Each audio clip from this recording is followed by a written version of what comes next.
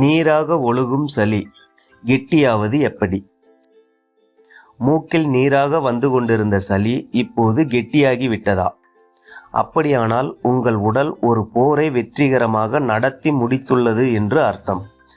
போர் எப்படி நடந்தது விளக்கமாக தெரிந்து கொள்ளலாம், வாருங்கள். ஏண்டா முதல்ல சொல்லுவாங்க. தொடர்ந்து அடுக்கு தும்மல் வருவதை உடல் பாதுகாப்பு சக்தியின் போர் முரசு என்றே கூறலாம்.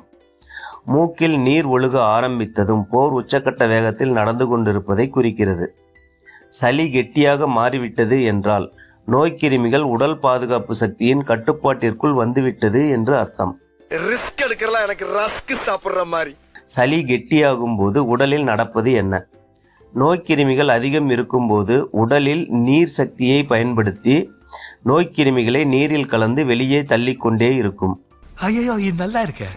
நோய்க்கிருமிகளின் எண்ணிக்கை குறைந்தவுடன் உடல் நீர் சக்தியை தனக்குள் மீண்டும் எடுத்துக்கொள்ளும். இதனால் தான் சளி கெட்டியாக மாறுகிறது. நோய்க்கிருமிகள் உடலுக்குள் ஊடுருவி செல்லாமல் இருக்க கெட்டியான சளிக்குள் பிடித்து வைத்திருக்கும். இவனை கேர்ஃபுல்லா தான் ஹேண்டில் பண்ணணும். நோய்க்கிருமிகள் இப்போது கெட்டியான சளிக்குள் இருப்பதால் அதை வெளியே தள்ளுவதற்கு உடல் இருமலை உருவாக்கும். அதன் மூலம் கெட்டியான சளியை உடலிலிருந்து வெளியேற்றும்.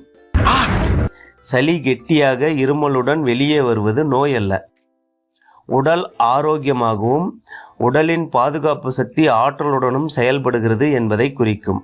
இந்த சமயத்தில் நீங்கள் செய்ய வேண்டியது என்ன? நன்றாக ஓய்வெடுங்கள், வெந்நீர் அருந்துங்கள், ஆவி பிடியுங்கள்.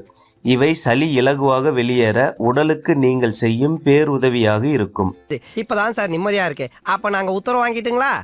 சளி கெட்டியாவது உடலின் வெற்றி என்றாலும் மூச்சிடுவதில் சிரமம் வருகிறது. அது எதனால்? நுரையீரலின் செயல்பாடு என்ன என்பதை அடுத்த பதிவில் விளக்கமாக பார்க்கலாம். நன்றி, வணக்கம்.